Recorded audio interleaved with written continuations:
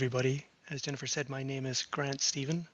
I'm president of Long Now Boston, work very much with the core team to put these events together. Welcome everybody to tonight, whether you're new to Long Now Boston or are familiar with us.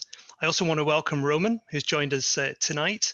As you may well know, Roman is a well-known public philosopher who writes about the powers of ideas to change society. He studied at the universities of Oxford, London, and Essex, and is founder of the world's first empathy museum. So welcome, Roman. Well, it's fantastic to be here. But I was just thinking, actually, although this is about the long now, for me, it's also the late now because it's moving towards midnight.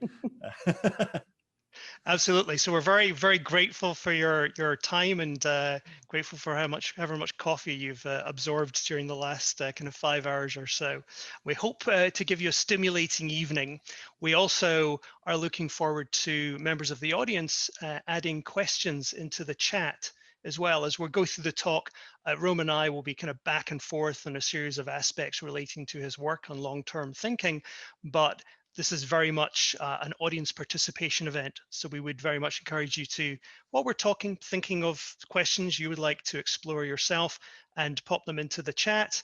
They'll be taken up by colleagues of mine. And then towards the end of the conversation, we'll be including those questions as well. And then at the very end, there'll be kind of a little bit more of a free form time, though I think Roman will have to go to bed at that point, given I'll the be hour he will raring to get. go. I'll be there. You're going to be up till 6 a.m., mate. So, okay, well, thank you very much. Before we kind of get started with the main event here with the conversation, there's a video I'd like us just to take a look at relating to Roman's thinking and his work in this area. So, cue video for 2 or 3 minutes here.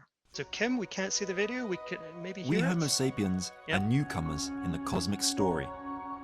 If the age of the Earth is the distance from your nose to the tip of your outstretched hand, one stroke Bear of a with us, nail everybody. file We'll just bring that erases video up in a human second. history. But just as there's deep time behind us, there's deep time ahead. In 6 billion years, any creatures that will be around to see our sun die will be as different from us as we are Just bear with from us. the first single-cell bacteria. So, Kim, just to confirm, In can you bring up the alignment of just video or 2 should we centuries, jump ahead? we've done untold damage to the living world. Trying to read your lips, Kim. All right. Kim, shall we move past the video? Okay, we'll move past the video. Maybe we'll get to watch it at the end. All right. Sorry Well, about that. luckily, I know what's in it, so I can actually. Maybe you could perform it and I could just walk it perform. through it. I actually could perform some of it. Well, I'm sure we'll be able to. I know for a fact we're going to cover quite a lot of the contents of that because my questions line up with it. But so first of all, I want to start with a thanks, actually, Roman, not just for you giving us your time tonight, but for writing this book. Myself and the Long Now Boston team have worked for probably about 4 or 5 years now on putting these programs together and trying to raise awareness about long-term thinking and planning in the greater Boston region and beyond. And it always struck us that it would be terribly useful for us to have a sort of core body of knowledge, a distillation of key ideas and concepts to help us to convey in a succinct way the importance of long-term thinking and how to do it and some of the pitfalls to watch out for. And we had explored, in fact, ourselves and trying to compile this sort of a body of practice. And here you wrote the book and it has boils it all down. So thank you because I highly recommend this book. Well, obviously we'll talk more about the book in the discussion tonight, but it really is terrific. It's very readable, very accessible, will make a wonderful Christmas and holiday gift for anybody as well and for your family members. But maybe we could start off with, if you could tell us a little bit about why you wrote the book and why you felt you were the person to write this book. Why did you feel you had the qualifications to do this important work? I'm not sure I even have the qualifications to do it, but I did it anyway. Why? Well, partly out of a kind of frustration, to be honest, because maybe a bit like you guys, you know, for many years, I've been picking up newspapers, reading articles, so on, saying that there's too much short-term thinking. We need more long-term thinking, whether it is people in healthcare or tech or in the sustainability movement or school teachers or whoever.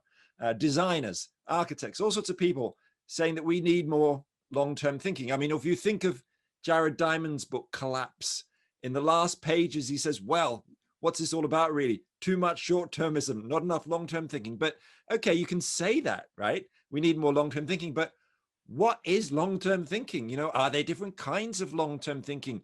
Is it always good for us? How do you get better at it?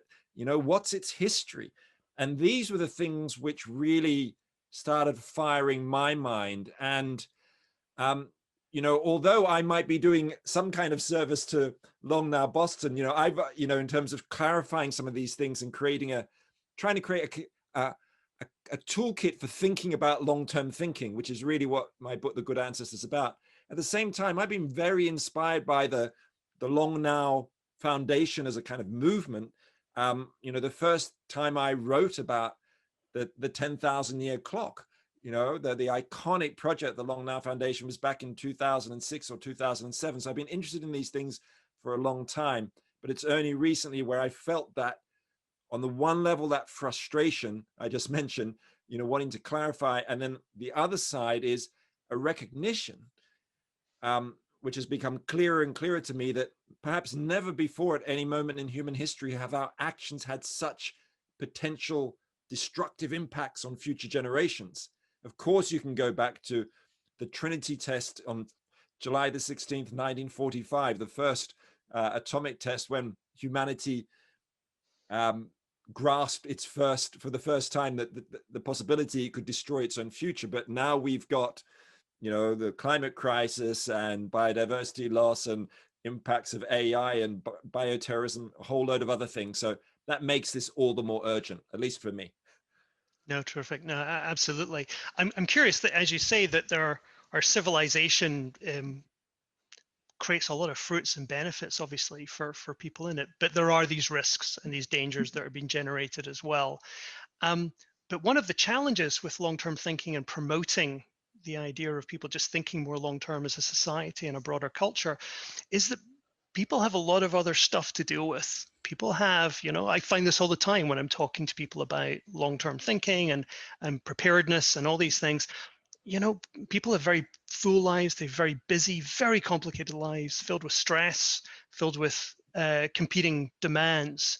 Why should someone who has all that to deal with, all that complexity, why should they set, you know, reprioritize? Why should they put their mental resources and whatever time and everything else into thinking more about long-term things, which might not benefit them, you know, in the near term, or maybe even in their lifetime? Why should that, which is most people, think about things in the more long term?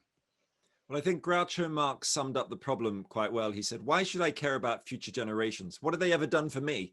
You know, and I think we can we feel that, you know, I got enough stuff to deal with in my life, and here we are in a moment of COVID crisis where people have family members who are very sick or who may have died. Governments are dealing with all sorts of immediate problems. Why should we be thinking about the long term? Well, I mean, I think there's lots of different ways to try and consider that question, but when it ultimately comes down to it, it's in its rawest form, the word that comes into my mind is the idea of legacy, you know, and what legacy do I want to leave for the world to come? And we know that there are 7.7 billion people alive today, but over the next couple of centuries, tens of billions of people will be born, and go further out, you know, for 1,000 years, there's even more. So there's this whole constituency of people, you know, who we need to bring into the room because our actions affect their lives. And, you know, I often think about it just simply in relation to my kids.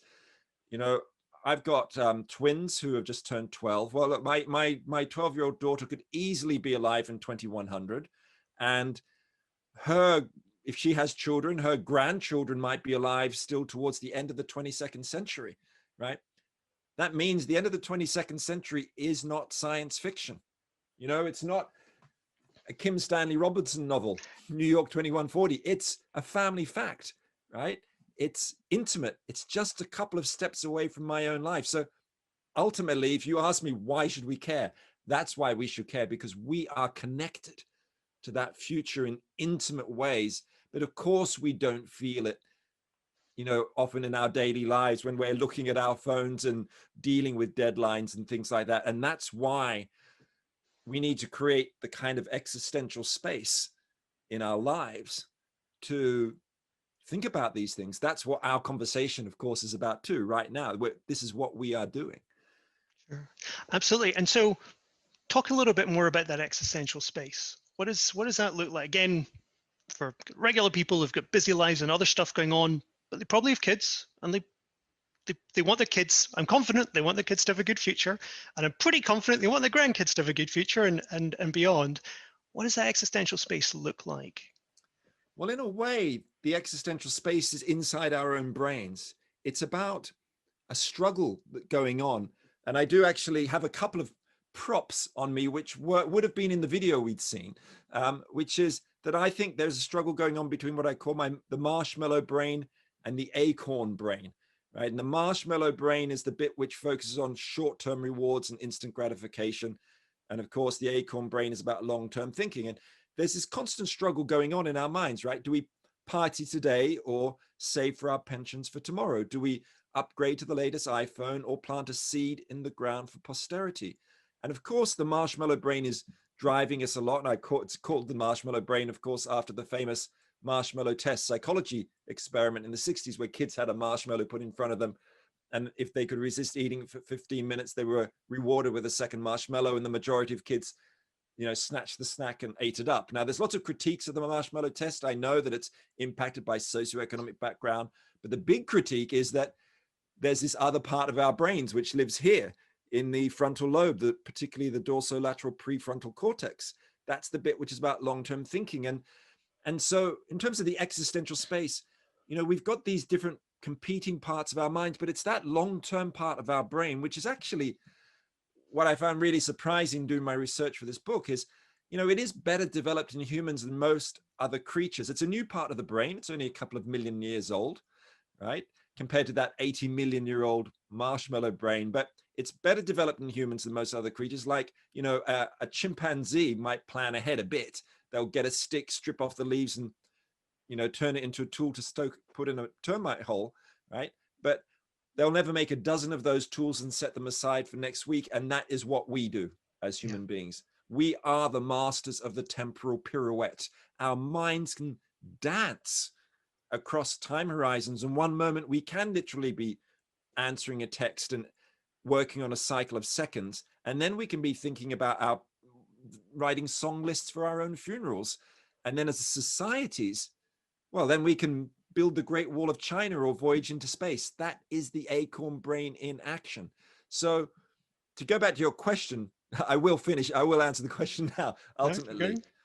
The existential space really is about, the way I think about it is about, the starting point is to develop a new narrative about who we are, not just think of ourselves as sort of wired for short-termism, but recognize that inside us, we have this capacity for the long view, for the longer now. Absolutely. And one of the many great kind of lessons and insights I took from your book was your emphasis that actually it's far from a lost cause. And it shouldn't even be as hard as we think it might be, because, as you rightly point out in the book, there's all these examples that show that we're naturally good at long-term thinking, not as good as we need to be, but we're way better than we think. We're in a society which emphasizes the short term, and so we kind of just assume, well, that's how human beings are.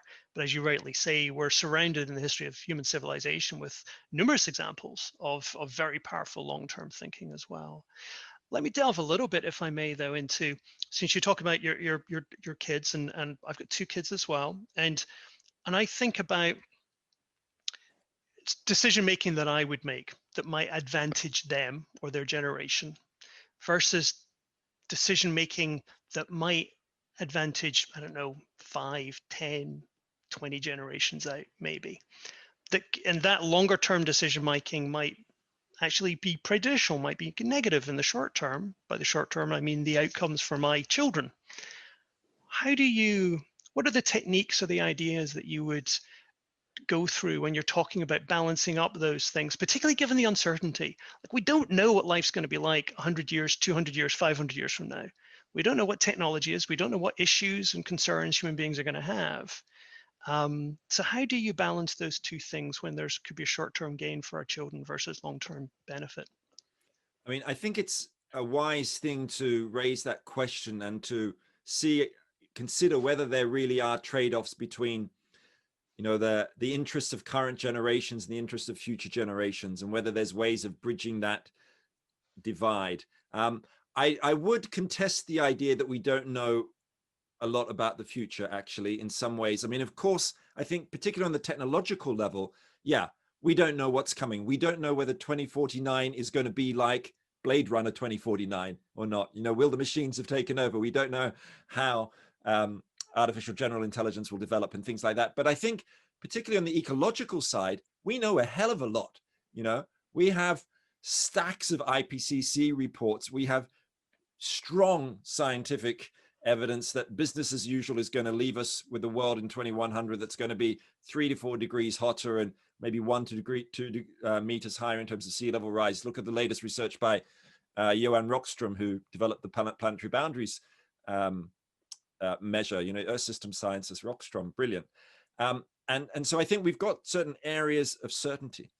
And in a way that helps us answer the question, because when it comes down to it, and certainly the way I've tried to deal with how do you think 10,000 years from now? Well, you don't have to. The trick, I think, if there is a secret to it all, is something I learned from the biomimicry designer and thinker Janine Benyus. She asked the question, you know, how have other species survived for 10,000 generations or more? And the way she puts it, as you know, she's a biologist by background, she says, well, what they've learned to do, other creatures, birds, beavers, bears, whatever, they've learned to take care of the place that will take care of their offspring. In other words, they've learned to live within the ecosystem in which they're embedded. They don't foul the nest, which of course is what humans have been doing with devastating impacts at an ever increasing pace and scale over the last century.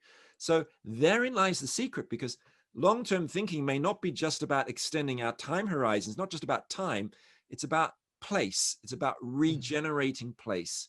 It's about something right here, right now. In other words, falling in love with ice sheets and savannas and mountains and rivers, you know, and exactly doing that is ultimately what will preserve the lives of our future generations. Because the one thing we know in 1,000 years or 10,000 years, if there are people around, they will need air to breathe and water to drink and, you know, the essentials of life. So that playing with that idea of long-term thinking being about place as much as time, I think is one of the keys. I think that's terrific, and it maps very well to Long Now Boston's philosophy as a sort of grassroots organization. Our mission has been very much developed to focus on the greater Boston area, and how can we influence the greater, with try and change the world, great, but start locally. And I'm curious if you have ideas, suggestions from things that you've seen, other projects you've seen elsewhere globally, of effective transformation, effective moving towards kind of more of a long-term thinking in a city, in a village, in a regional area, whatever it might be, that we here in Boston and other cities and other regions that are attending this event from elsewhere, that people can take away from themselves, take away and try and implement locally. Any thoughts on that? Yeah, I mean, I think you're absolutely right to focus on Boston or the greater Boston area, because historically what we know is that cities are particularly good at taking the long view. You know, you can go back to the invention of the first grid cities in ancient Greece and ancient Rome. You know, all that infrastructure the Romans were putting in, like the public baths and sanitation and roads and all those things. Well, that was kind of long-term infrastructure investment, right? Typically happening on the city level. And again, we see examples like the building of the public sanitation sewers in the 19th century in Paris and London. Massive investment. I mean, the London sewers built after the Great Stink of 1858 are still in use today. You walk down the River Thames, most people don't know they're walking on a sewage system which was designed by the chief engineer Sir Joseph Bazalgette, to be twice as big as it needed to be, right? That's the city mentality. Cities are good at dealing with stuff like housing, mixing people together. They're very good social technology, dealing with health and education, migration, all sorts of stuff. So, okay, so that's a good starting point, the greater Boston area. But then you can also look at the contemporary world and think, okay, there is best practice to draw on all over the place. I mean, one example I think is really important at this moment is Amsterdam. Okay, Amsterdam, like around the world, is dealing with all the impacts of COVID-19 and the economic fallout and all of that. But they have decided to embrace a really long-term, sustainable, regenerative, economic, green recovery program. So they've adopted the model of donut economics by the economist Kate Raworth, which is not about constant growth. It's about bringing people above a basic social foundation without pushing outside planetary boundaries. Amsterdam has pledged as a city they will be 100% circular by 2050, 50% circular by 2030, no fossil fuel cars after 2030. I mean, not just producing them, I mean, none on the roads, right? And I think those models are kind of a basis for peer-to-peer inspiration, because as soon as Amsterdam declared they were going to adopt all these policies, then Copenhagen said, oh, we're going to do donut economics too, and all this kind of stuff. So I think Boston's a great starting point. And let me say just one other thing here about what makes long-term thinking work. And this is a little bit more speculative, as it were, or not speculative, but sort of broader, which is we know that long-term thinking works really well within communities. Like a religious community will build a cathedral because they expect, just like their religions existed for hundreds or maybe 1,000 years in the past, that it's going to exist in the future. So they feel part of that kind of community lineage. So it's not just about my children, it's about the communities I feel part of. And I think that can work on the city level too. Oh, excellent. Absolutely. So it's so much in there. So I'm thinking all the different threads we could unpick. Let me give you one of those, and then we'll circle back. One of the things that strikes me about long-term thinking, and when I talk with people about it, is that it does give people access to some notion of the transcendent, some notion of something that is bigger than themselves and will last beyond their lifetimes. And I'm curious, historically, religions have played a major role in human civilization, and part of their one of the key components is this notion of the transcendent. I'm curious, from your point of view, when you see plans and activities around long-term thinking, how important is that element of the transcendent to giving people something deeply nourishing on a human level? I'm always fascinated by the values that underpin all this stuff and the deep human motivations. So I'm curious if you can speak to the element of the transcendent that's sort of delivered by long-term thinking. Yeah, I think the transcendent is really important because it is what underpins our values often, but also it gives us our goals. I'm not someone who believes we should only be living in the present moment. I believe that human meaning and purpose fundamentally comes from having meaningful goals that we strive for. I mean, this is the work of Viktor Frankl, the existential psychotherapist, in books like Man's Search for Meaning. But as Carl Sagan pointed out, just as individuals need a kind of a meaningful goal to strive for, so do whole civilizations. They need what the ancient Greeks called a telos, a transcendent goal. Now, our sense of the transcendent, as you say, has often historically, come from religion, and in places where there is a large secular society as well. Where do we find that? And I think one of the ways we find that, curiously, actually, is in I guess you could almost call it a religious movement, which is the global environmental movement that has emerged since the 1970s, has many aspects of a decentralized religion. What the world's hundreds of thousands of environmental groups tend to hold in common, and though this is not written into all their mission statements, is that they all worship something sacred, which is the earth, right? They have a sense of, from whatever political perspective they're coming from, or deep green or less deep green, whatever it is, this sense of the earth as something that is of value beyond just an individual human life, or beyond even our species. And I think there's a deep well of transcendent nourishment in that very notion, going back to Janine Benyer's of not fouling the nest, right? You know, falling in love with the savannas and the ice sheets. I think that's where we can get a lot of the sense of the transcendent. But I think there's one other really interesting source of it, which is the idea of deep time. You know, and I know many people on this call will be very familiar with ideas of deep time, but certainly for those, you know, the sense of wonder you can get if you can grasp it. It's not easy to grasp the fact that we are just an eye blink in the cosmic story. But, you know, just for example, on my 50th birthday, which is in a few weeks' time, I'm going to go with my kids to visit a local tree about a mile away, which is over 1,000 years old. It's a yew tree in a churchyard, and you can actually climb inside it, kind of up in the branches, and we're going to have a little picnic in there, right?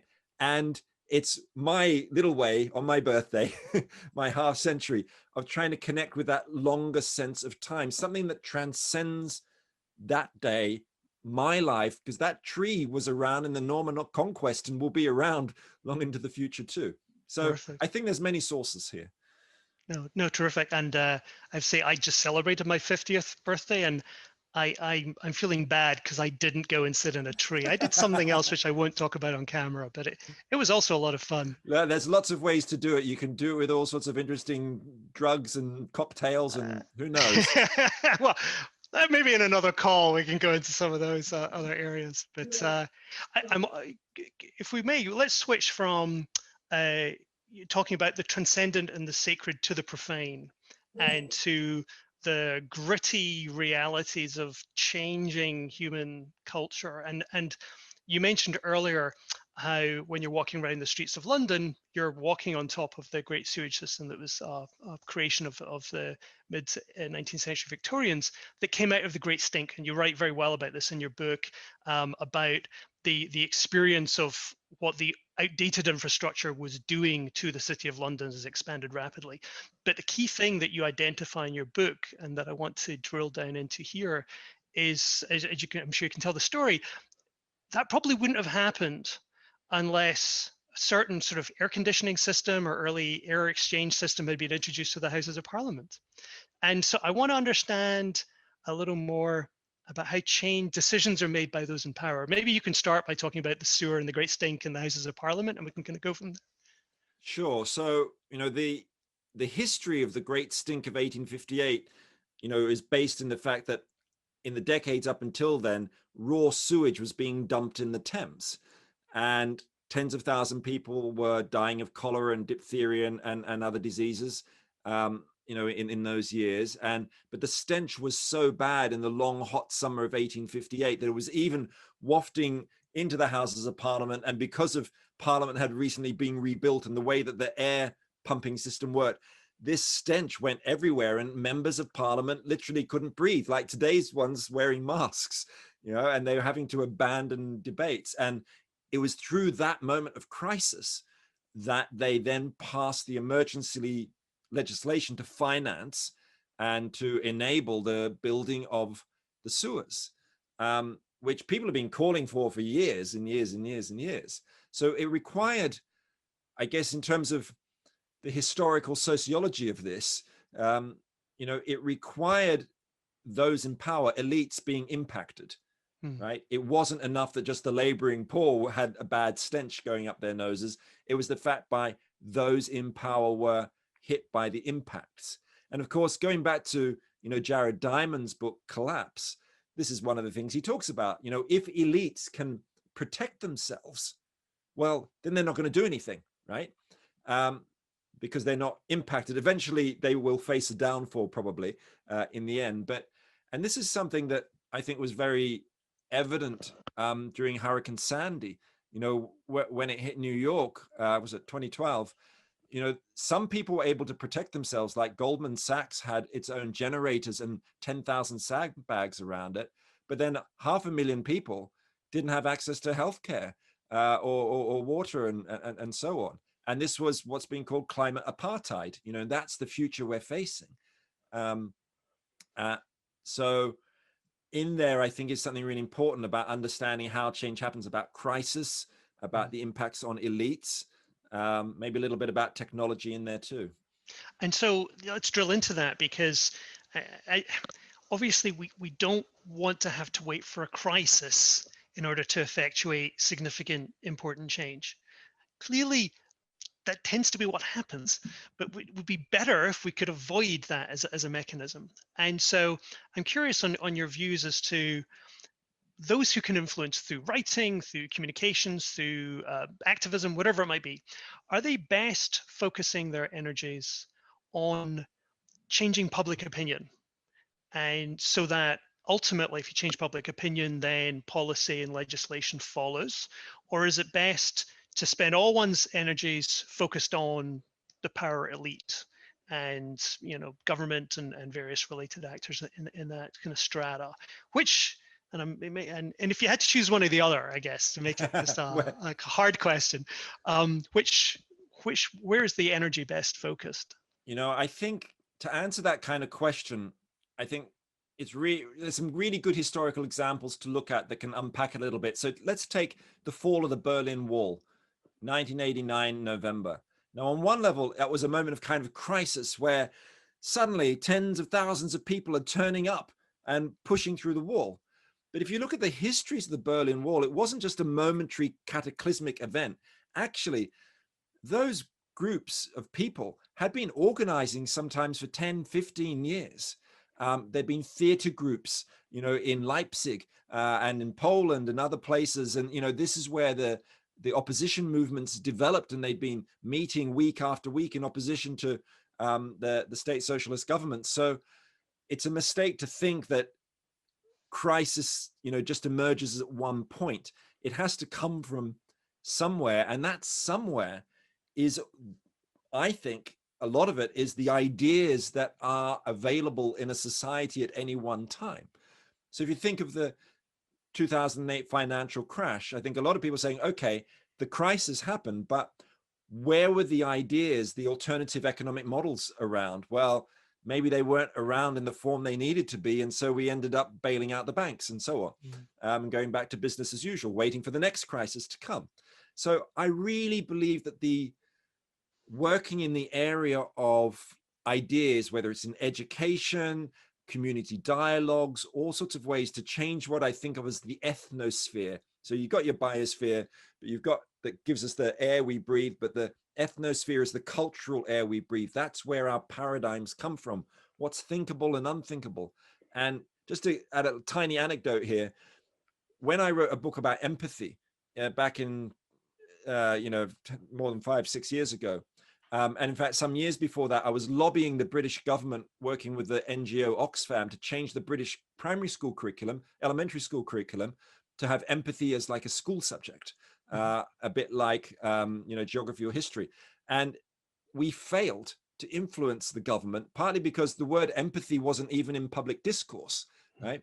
Now, today, that's totally changed. There's even some good, healthy debate about people saying empathy is a bad thing. And I love those debates, because it shows that the idea is well known enough now. But I think this is where we need to go with the idea of long-term thinking, good ancestor, stuff like that. Yeah, get those memes out into the world and let them Yeah. gestate and fester and Well, bear fruit. that's why, in a way you could read my book, The Good Ancestor, as a series of memes. I've tried to invent concepts that different kinds of people can work with, whether it's the idea of being a time rebel or a good ancestor or deep time humility or a legacy mindset, because I've read George Lakoff, Mark Johnson's book, Metaphors We Live By, huge influence on me. Those metaphors shape our minds.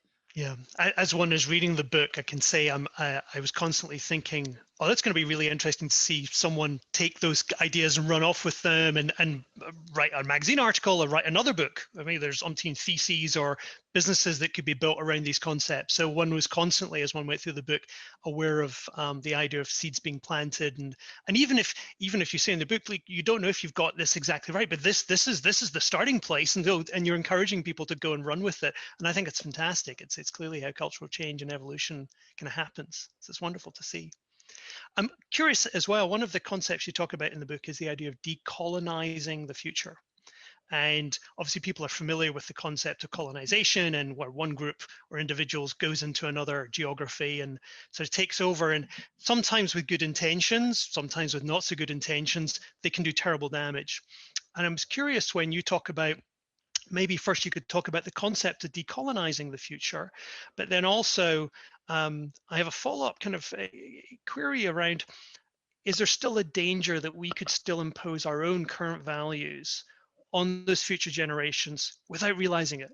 Just by accident, with the best will in the world, we still impose frameworks and assumptions and all sorts of things that may not actually be the right thing in the big picture. So maybe you could talk a little bit about decolonizing the future, and then talk to that question I just raised. Sure. So in my book, I do use this metaphor, this idea that we've colonized the future, and we treat it like a dumping ground where we can freely, dump ecological damage and technological risk as if there was nobody there.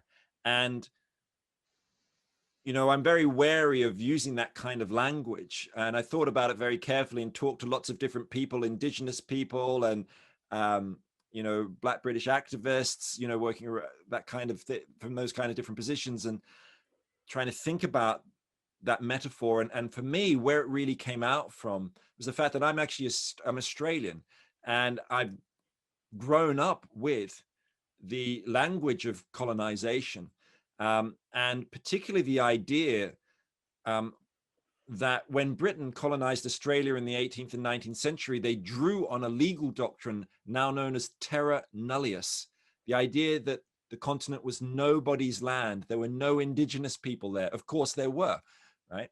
And what I see now is that those struggles against terra nullius are still going on in Australia for indigenous land rights, but alongside them, there's also a struggle for tempus nullius, in the sense that we see the future as almost nobody's time in this uninhabited territory that's similarly ours for the taking. And the tragedy is that these future generations aren't here to challenge this pillaging of their inheritance. They cannot stage a sit-in like a civil rights activist. They cannot go on a salt march to defy their colonial oppressors like Mahatma Gandhi. They have no rights or representation. They have no impact in the marketplace. So what are we going to do about that? And that leads to your second question, really, which is, okay, is there a danger that in addressing that colonization of the future, that we just impose another blueprint on it? And I think that's a very real danger. And one of the things I really learned while I was researching this book, almost while I was nearly finished the book, I went to this debate in the House of Lords in the UK, where a lot of old white men were basically standing up and actually talking about a bill which was before Parliament, which was a future generations bill. It was the idea for the UK to have a future generations commissioner like they have in Wales. Very progressive position. Now, on the one level, the idea of having a commissioner is like a Platonic guardian, which could easily be quite an authoritarian position, saying, okay, well, this is the future we're going to have, this is what it should look like. But what really impressed me was that the old white men of the House of Lords actually had very, very different views of what they cared about for the long term. It wasn't just old white men, but some of them were really worried about the long-term impacts of technology, people like Martin Rees, the cosmologist. Mm-hmm. Some were more worried about the climate. Others were worried about racial injustice, which was getting passed on from generation to generation, embedded in the criminal justice system. Others were worried about mental health. And I think that's a really healthy thing. That's what I learned, that actually people are imagining lots of different futures. And what I took from that also was that if the UK was going to have a future generations commissioner, it wouldn't be enough for it to just be like a Platonic guardian, caring for the great unwashed future citizens of the future. It needed to also have like a citizens assembly element to it, where everyday people, ideally chosen by lot, would advise the future generations commissioner, and those people would come from many different backgrounds, all expressing their own views of what the future matters, what it could look like, what they care about. So I think we need this multiplicity of futures idea that you find in a lot of, good futures thinking. Yeah, no, terrific. It's a great segue into what I was going to ask next. And before I get into that, again, a quick reminder to our audience. Um, After Roman and I finish talking in a few minutes, we're very much looking forward to getting your input and your questions as well. So if you're inspired by some of the questions that I'm asking, or some of the questions that I haven't asking, more to the point, some of the things that Roman's saying, please do add your questions to the chat. And we have folks in the background that are acquiring those questions, and we'll be asking Roman those, so feel free to add them to the chat. So Roman, yeah, you're in the book, your discussion around various models of democracy, and particularly deep democracy, and including those kind of people's forums, was particularly fascinating to me. Before we talk about that, I was really intrigued by your comparison of totalitarianism versus democracy when it comes to long-term thinking. There is this notion that some people, can on some surface level think, well, if you have more of a dictatorial or totalitarian system, there's more clarity of vision, there's more constancy of vision, and therefore you can do more long-term thinking. And I found in your book, you had a very detailed analysis built on additional academic work, obviously, that digs right into this issue. And maybe you could talk a little bit about that. I find that very, very interesting. And from there. Yeah, this is something that really came close to my heart, partly because I used to be a political scientist about 25 years ago. And actually, to my shame, it never occurred to me, when I was apparently an expert on democratic governance, it never occurred to me that future generations have no stake in our political systems, and that was a problem of representative democracy there, a fundamental problem of representation, which is why I focus so much on politics in the book, but partly because I think there's a lot of interesting work going on there. But one of the big issues floating behind all of this is that idea that, if only we were a bit more like China, if only we were a bit more like Singapore, we could solve a lot of these long-term problems, like China's, very impressive long-term investment in green energy, or Singapore's long-term investment in health and education. And so there's an empirical question there, which is, actually, is it true that autocratic governments perform better on long-term public policy than democracies?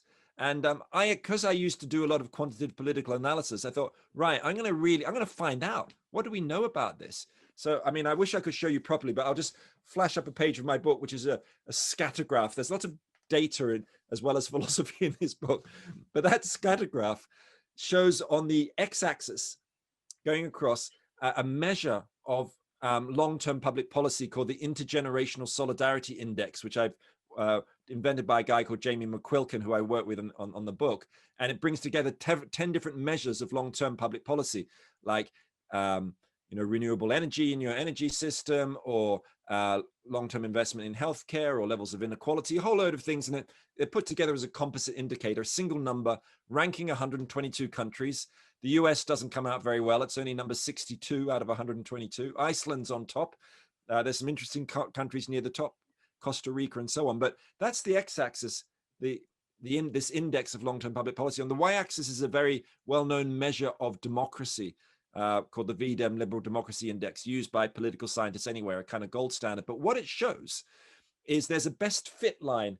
Basically, the more democratic you are, the more likely you are to have long-term public policy.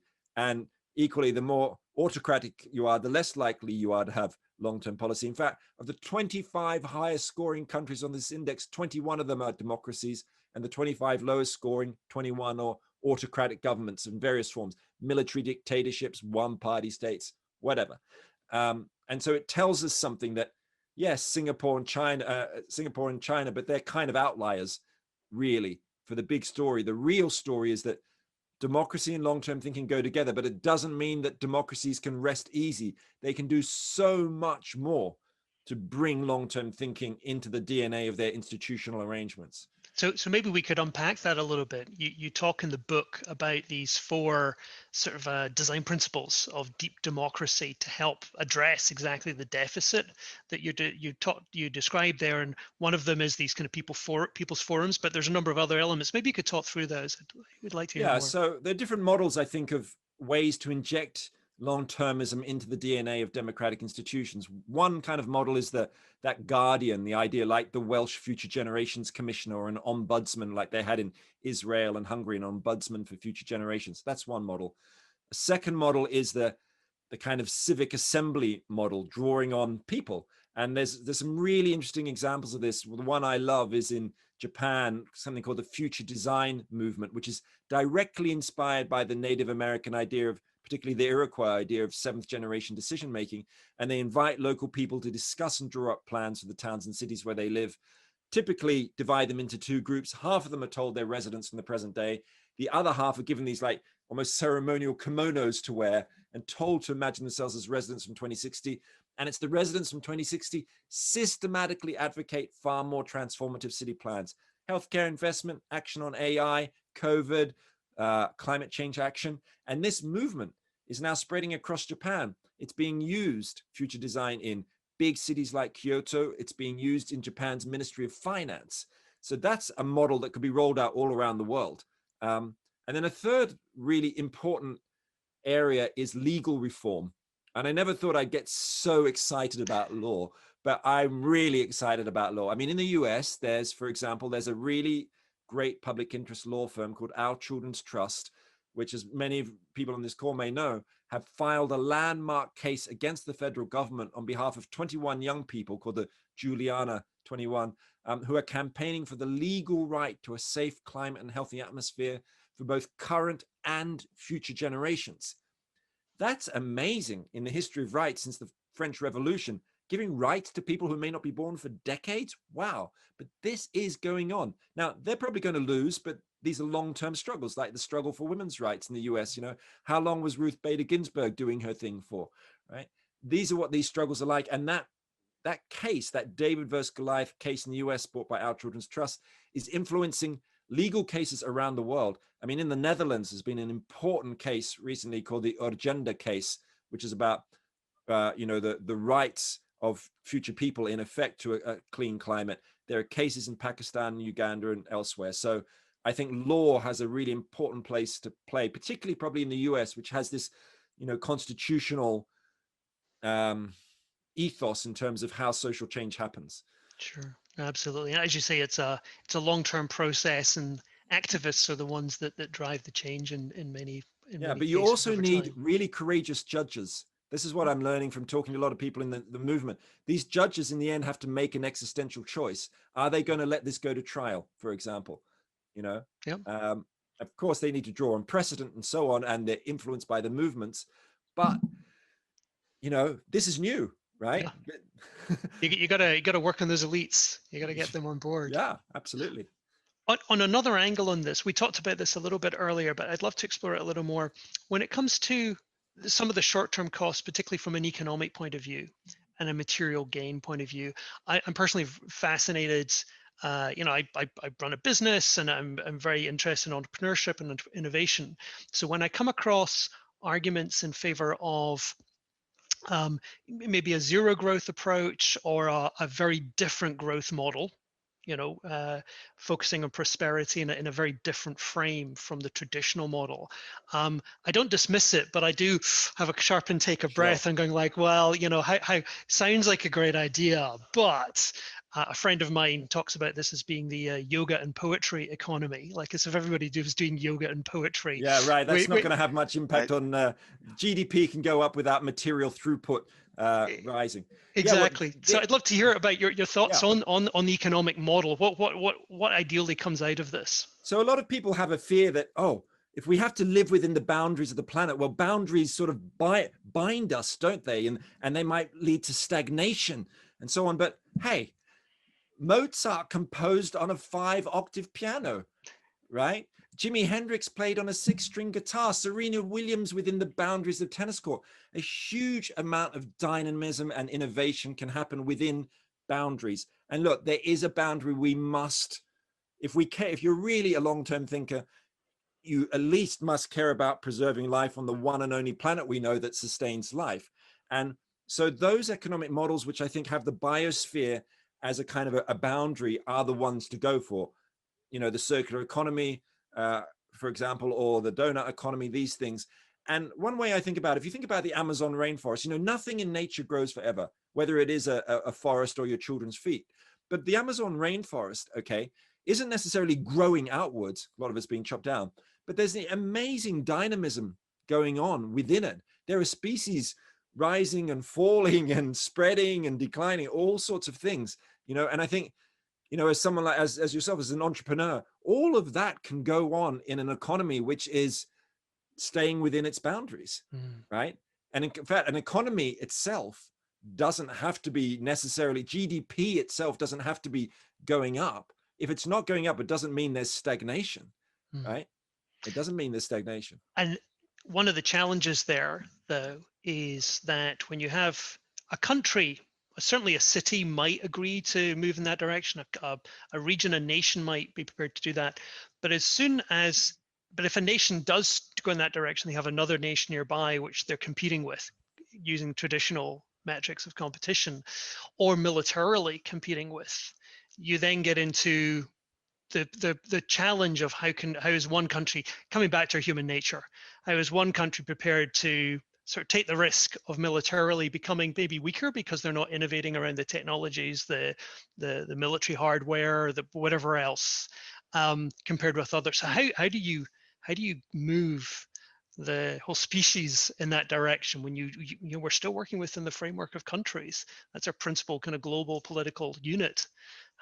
Any thoughts on how we deal with very that? tough. And I'm not sure there are any easy answers, but I guess one place I start with is history. That nations historically have actually been quite good at taking the long view. So think of France after the French Revolution. Most people in France after the French Revolution couldn't speak French. They didn't feel French. Only about 10% of the population could speak French well. So throughout the 19th century, French politicians embarked on an amazing long-term project, which is to invent the idea of being French. They started teaching it in schools. They invented national anthems, artworks, all sorts of stuff, right? So back then, I think nations had a long view. Today, of course, nations are a problem. Because they are focused on their near-term interests and are bickering away at all those climate summits and not wanting to give way, and they're worried about the competition that you're talking about. And are they going to be all there at the G20 table? With their high growth rates and so on. You get to stand at the front. Yeah, stand at the front and kind of be there in the family photo of the G20.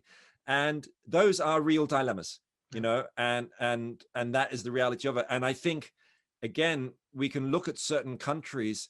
Okay, look at China. I mean, just think their long-term investment plans in data, AI, climate, everything across the board, are not necessarily bringing instant rewards, but they'll bring long-term dominance. As the United States is a declining power, declining imperial power, like the Roman Empire kind of was, and China and India and other places are going the opposite direction.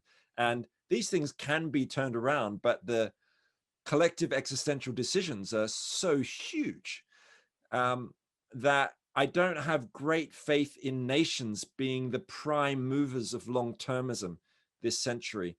I have much more faith in cities, mega cities, actually. I mean, think of when Trump pulled out of the Paris Agreement, 279 US mayors said, no, damn it, we are going to stick with this thing, representing 1 in 5 Americans, places like Boston, Miami, and those are people who, the mayors of these cities are ruling over, cities of tens of millions of people. So, not quite as big as most nation states, but still pretty significant.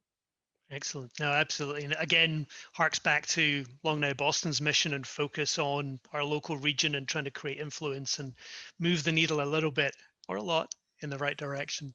I think this is a great moment, Roman, maybe to look to some of the audience members who I can see have been diligently tapping in questions in the background. And I think Kim will be is selected some of the questions, and he'll be reading them out to you, and we're going to go from there.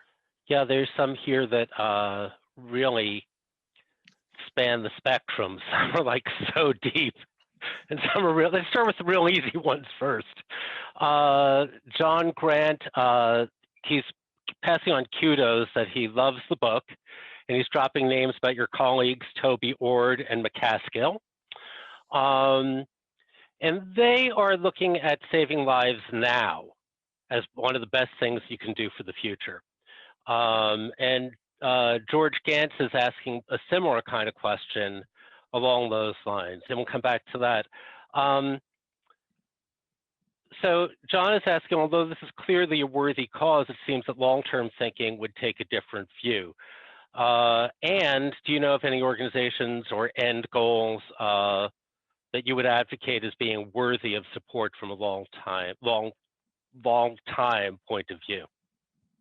Right. Well, it's that really interesting question. I mean, mentioning Toby Ord is actually, and Will McCaskill is really interesting. Like, here's Toby Ord's latest book, The Precipice, Existential Risk, The Future of Humanity. He lives just down the street from me, really great moral philosopher. Now, because he and people like Will McCaskill have been important in the effective altruism movement, which is about saving lives now. But I think there's a big shift going on in the effective altruism movement, which is the recognition that if there are billions and billions of people that are to be born in the future, they far outweigh everyone alive today. Remember, the effective altruism movement is very much a utilitarian approach. You know, it's about the scales of human well-being and happiness. So if there are so many people out there in the future, we must act, not just save lives now, but save lives in the long term. And there's a real problem there, because it's easy relatively to say, oh, I'll buy a mosquito net to save a life today, and that'll cost $5. I know where to put my money.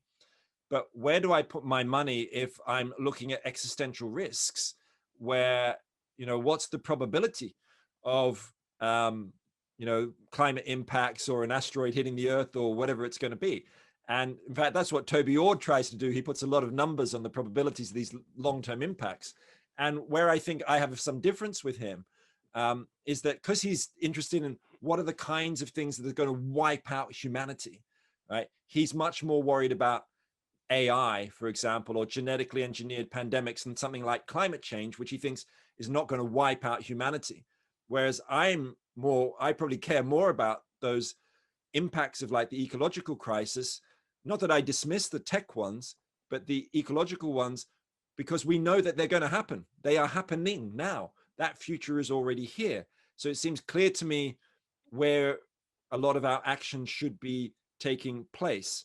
But in terms of organizations to support the second part of the question, well, some of those I mentioned, like, I think it's really important to support those legal struggles, like organizations like Our Children's Trust in the US. I think it matters to those falling in love with your own, the places where you live, the living world where you live. You know, I am in love with the 2 giant ash trees in my garden because they supply enough oxygen for 8 people, you know. And when that idea gets into your bones, you really want to look after your ash tree and not chop it down. So I think, in fact, if you go to my website, I've got a little tab that says resources, and I've listed 45 organizations and movements which I think are doing really good work on long-term thinking. And that's where you could go to. Another one, John Kaparsky, and I have a similar question. John doesn't have any kids, and he is wondering, you know, can we or should we base our long-term thinking in a more general ethical framework than just my descendants? And when I think about the future, I've got 2 kids, but I really don't think about them. I think about, you know, the globe of villages, basically, and what can we do to save, or to you know, how do we manage this in the future? So is there a way of thinking this in a more general ethical framework than just, you know, oh, I'm going to take care of my tribe? Yeah, absolutely. So I think that different things motivate different people, and we have to grasp that psychological truth. And that means different, let's say, philosophical arguments or reasons for caring about the long term are going to motivate different people. Now, some people, and I think actually quite a large proportion of people, are shaped or affected by that idea of personal legacy, whether it's your own children or grandchildren or nephews or nieces, that idea that you can kind of picture them in the future. I can picture my daughter when she's 90 and all the communities that might be supporting her or the air that she might be breathing. That is a strong motivator for me, but it's not the only one. I mean, if you go back to the utilitarian idea, for some people, you know, when you just suddenly start calculating how many billions of people they're going to be compared to the number now, that's enough to jumpstart many people to think, right, I need to take action. And then a third kind of approach, and I think I saw in the chat someone mentioned the philosopher John Rawls. There's a whole Rawlsian approach to this as well, which is not about your kids. It's about the idea of, as he famously described, being behind a veil of ignorance. If you didn't know, I mean, the way we normally think about Rawls is, if you didn't know what part of society you would be born in, whether you were going to be rich or poor or black or white or Muslim or Jewish or Christian, whatever, how would you distribute resources if you didn't know where you were going to be born, which social strata? But Rawls also added, to some extent, the dimension of time. If you also didn't know what generation you were going to be born into, okay, then how would you organize the world? And certainly when I started thinking about that added a whole nother dimension to moral motivation, as it were.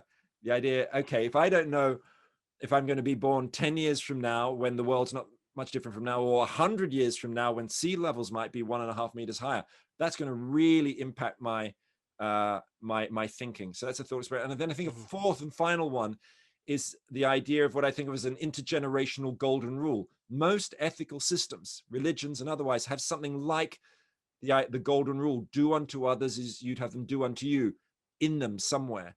But we can create an intergenerational form of that. Do unto future generations how you'd wish past generations had done unto you.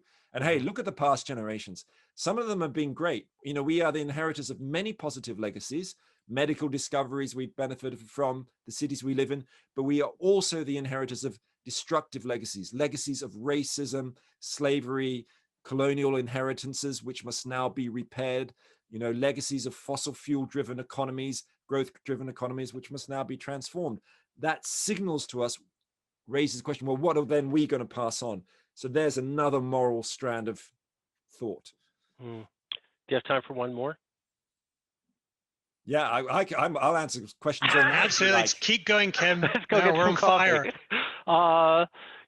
George Gantz referenced Bina Venkatamaran, whose last name I can never get. She talked to us back in March about the power of heirlooms and memorials in reinforcing connections across time. And these seem to cut through and overpower the short-term noise by appealing to the human heart. So here's the big one. How do we reach the human heart? Great. I know. Read Bina's book. That's my answer. It's a great book. I'm just holding up other people's books. Yeah, are there any books there that you don't have? No, I've got everything here, everything you need. Except the next book I'm going to write, whatever that is. So how do we get to the human heart? Well, I mean, interestingly, heirlooms is as kind of a way in. I mean, I think of the heirloom, of course, an heirloom is something we pass through our own families, but we also have kind of collective heirlooms as well, which can then become ritualized. So let me give you an example. The Long Now London group, we've just started going, devising our own ritual of going to do something called, it's going to sound a bit weird, called chalking the horse. Many of you will know about this, that about 30 miles south from where I live in Oxfordshire is a Bronze Age artwork, a 100-foot long horse carved into a mountainside onto the grass, and it's the grass is cut out so you can see the white chalk bed underneath it. And basically every year for hundreds of years, the local villagers have been going in to weed out the grass which is growing up and knocking more chalk into this 3,000-year-old work of art. And it's about maintenance, something Stuart Brand, of course, is very interested in. But these are like our heirlooms, right? And one way to the human heart is to, I think, create and get engaged in these kinds of ritual actions, which have a kind of a long-termism built into them somewhere. But I think, there is also that other way. Human hearts are very different. Some people are just motivated by biophilia. They feel that deep connection with the living world. Me personally, I don't feel it that much. I might go to a visit a 1,000-year-old tree on my birthday, but I'm not like some of my friends who will literally weep when they see a tree cut down. I don't weep. I mean, I care, but you know, I happen to be, the way to my heart is actually more through other human beings. You know, that's maybe because I used to do a lot of work in human rights in Guatemala, working with indigenous people, and I saw children dying before my eyes. That's what motivates me, but it's not the only thing. So the good news is there are a lot of ways to the human heart. There's a lot of ways to engage in long-term thinking, a lot of different issues that can motivate people, whether it is ideas around race or technology or environmental stuff. And that's a good thing. That plurality of ways to the human heart is a good thing. It means you can have a movement which is not siloed and polarized politically or in other ways. Well, on that one, I'm going to hand it back to you, Grant, and let's keep going. Thank you so. Yeah, not. I think this is good. Yeah, thank you so much, Kim. Yeah, that's terrific. And what we'll do now is, as we're getting kind of later into the evening, particularly Roman's time, given that he's UK, and I have the feeling it's going to be like after I've done a full day of meetings, I'm like very jazzed, and then suddenly it stops and I just collapse. I have this vision that you're going to collapse directly after the call, Roman. But this has been an absolutely terrific evening so far. I very much appreciate you giving us your time here. What we're going to do from here is, for those that want to stay on the line, stay on the Zoom call, they should be able to do, and we'll have a general conversation as well. Roman, if you can stick around, that'd be fantastic. We can have more of a free form thing. But again, you're at complete liberty to go off to bed at any point, basically, because otherwise we're just going to keep you up to the wee hours. Before we go into that, what I'd love to do, if you have the slides again, Kim, just to talk through, Kim, just to confirm you've got the slides, you can bring them up? Yes. Just while that's happening in the background. There we go. Okay, so we've got a screen right now rather than slides. That's what we have. Which slides are you talking about? Looking at the fundraiser slides. Oh, yeah, I can bring that back up. Sorry. Yep, thank you. Bear with us a second. There you go. So nothing's changed on the screen, Kim. God bless Zoom. Let me just try one more trick here. Yeah. Just while Kim's getting that organized. So as we mentioned at the start, we are doing our fundraiser just now. So if you were jazzed about, thank you, Kim, if you're jazzed about the ideas that Roman communicated, and if you're excited to learn more about Long Now Boston, I'd welcome you to come and make a donation, certainly, to our end of year fundraiser that we're doing, but also check out our website, have a look at the you can join Long Now Boston as a member as well. If you'd like to participate and join the leadership team in a small or a large way, you know, there's all sorts of different roles, all sorts of different levels at which you could contribute some of your time and efforts and talents. We're very open to that, so feel free to reach out. You can see on our website there, longnowboston.org, different ways to engage with us, to join as a member, or to just explore if you can volunteer and participate in different ways. So very much welcome your input there. Also, please don't forget to sign up to our Eventbrite for the next event, which as we mentioned earlier, is starting off a brand new golden year, 2021. It's going to be totally different from 2020, I hope. So, but that event is tail end of January 4th, that first Monday of the new year. So please do register for that. This is our third annual Flash Talk, and they're just very dynamic experiences, lots of different ideas coming from different people, riffing off each other, and it's a very creative kind of environment. So you'll enjoy that. So feel free to come and attend that. And so without any further ado, I just want to formally thank Roman again for his time this evening. It's been fantastic to talk and to go into details about your thinking and your research. And so round of applause from everybody there. If you can stick around as long as you can, that's terrific. And I'll hand over to Jennifer now as the announcer to talk about kind of the open conversation that we'll go into from here. Yes, Thanks, thank you, Grant. Yes, thank you, Roman. That was just terrific. Really enjoyed that. Well, thank you for fantastic pleasure. questions and everything. And I'm sorry I couldn't answer more of the questions in the Q&A. Well, people have the chance to ask you them now as well. That's right. We go from there. That is right. And for anyone who wishes to stick around, we will be here for another 10 or 15 minutes. If you'd like to continue this conversation in a more informal manner, you can go ahead and unmute yourself if you like, but just we ask that you just use some common etiquette, perhaps raise your hand, and we'd like to give everybody an opportunity to speak if you have something you'd like to add or another question you'd like to ask. So we'll go ahead and open that up now. I posted the chalking the horse story that I saw on Medium when I first heard about it. I put it in the chat if anyone wants to link to that story. At the time I was thinking, I wonder if there's a way in Boston, like what is a thing in Boston that we could do to support like either a local preserve or a monument of some kind. I love the idea of that, but I wonder if anyone has ideas about how we could do that in Boston. I'd have to look at it. Unfortunately, I fear a lot of any Bronze Age remains have long since been wiped from the face of the Boston region. Well, there's an interesting. We always have the opportunity to be the next Bronze Age, right? Like we can make our own monuments and ruins. Making, in fact, aged ruins is an old tradition.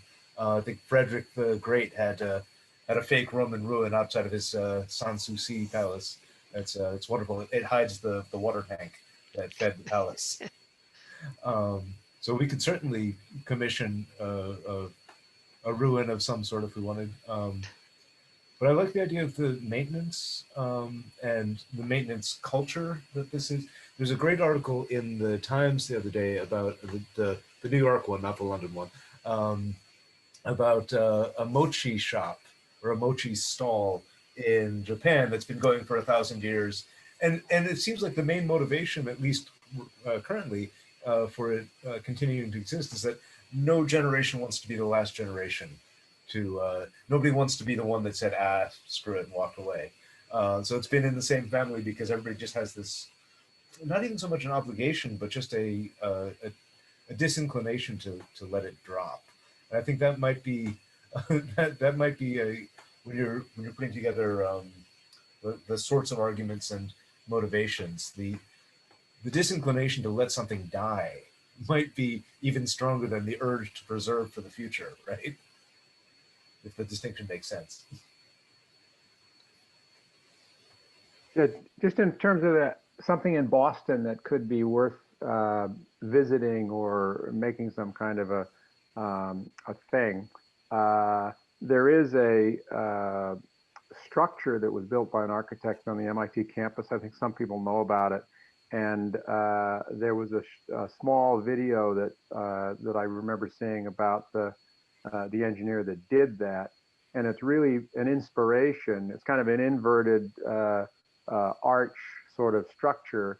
And the inspiration of for that was the Roman Pantheon, which is a 2,000-year-old structure using a type of structural stability that, concrete and steel architects and engineers in the modern era had completely forgotten about. And some of the ideas were if you try to take the new technology and apply it to the Pantheon, you'd ruin the building and it would come crashing down. So there is that in Boston. It's a really nice piece of structural art that actually harkens to something that goes back 2,000 years. And I kind of think that's a cool idea. Maybe we could take, the other thing is the cam of time that that we have, that Danny Hillis has, that could be, maybe located in that area, so we could have sort of the distant future and the distant past tied together. Yeah. Absolutely. If other folks have questions for Roman as well, feel free to, he'll be happy. Or maybe Roman, if you have questions for us as well, I'm sure. Well, I was just enjoying listening to all of that. And I was also just looking at George Gantz's, the picture on the wall, the poster, which is about the great party of 2269, that's an invention of a ritual, right? Those of you, I've got one of those posters in my house, inviting me and my future generations to a party that's going to happen more than 200 years from now. But actually, as you were talking, I was wondering, and I imagine you may have done this, is in terms of the greater Boston area, to map the long-term organizations or structures and so on that exist, and then see whether any of them deserve new rituals that may not be there. But you may have already done that kind of thing to discover the rituals that might be, and maintenance possibilities that might be under your noses. But I imagine, yeah, that is part of what you've been doing. So yeah, certainly as we've actively explored organizations that will have, alignments in terms of values and priorities, and to understand those better is an ongoing mission. But we haven't done quite what you're describing there, which is kind of focusing it in that way. I think it's super helpful. Absolutely.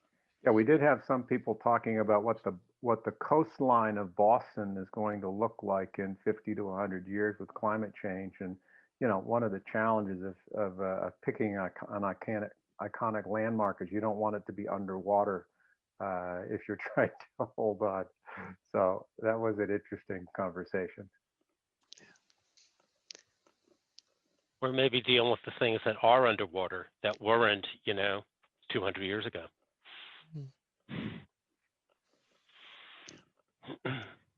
I'm curious, Roman, with the other experiences you've had with talking with groups and academics and politicians and journalists, are there particular insights or perspectives that have, I don't know, shocked you or been very fresh? You've been working in this area for several years, working very hard on this book, talking with many people.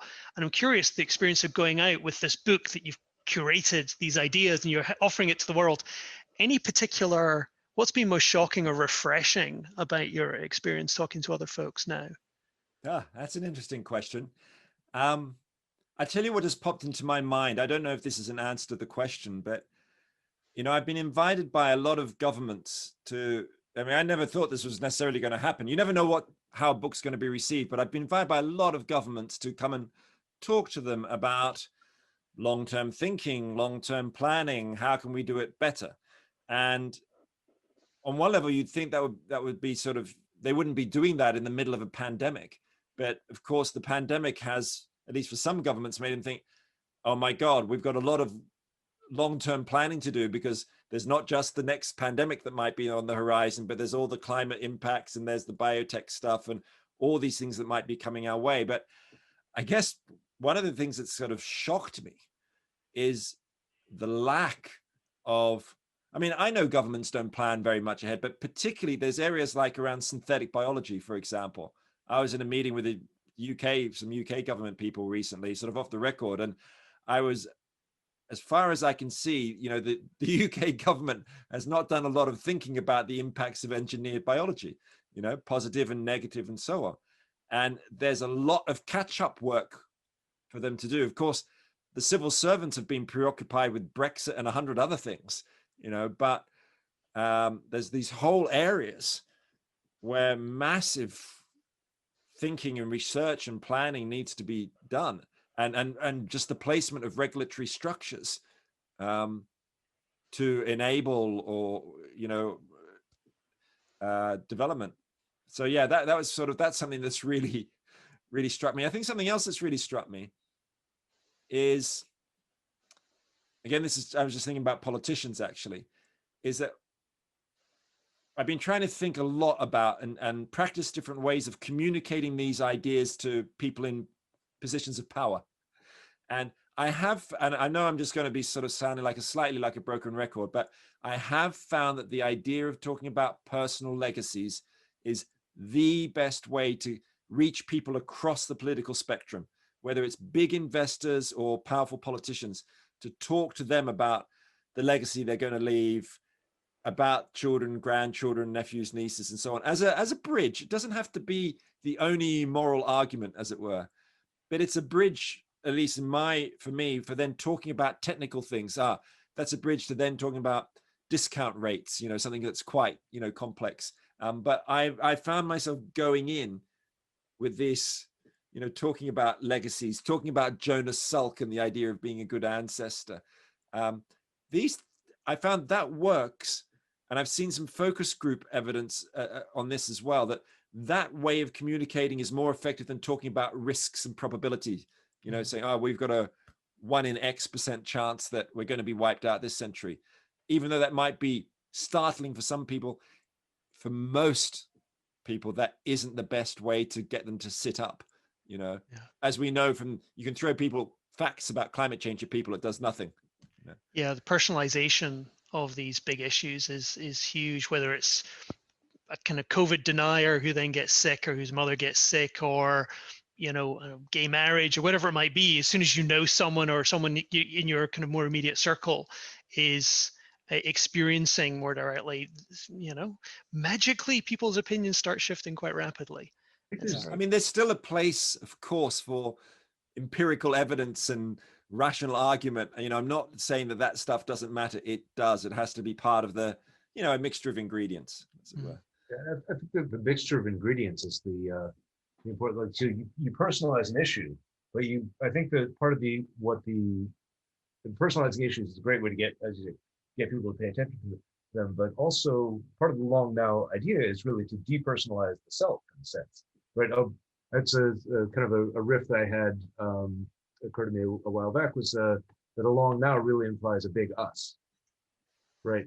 The longer you're now, the bigger the now is really the context that we have to take into consideration when making decisions about what we do.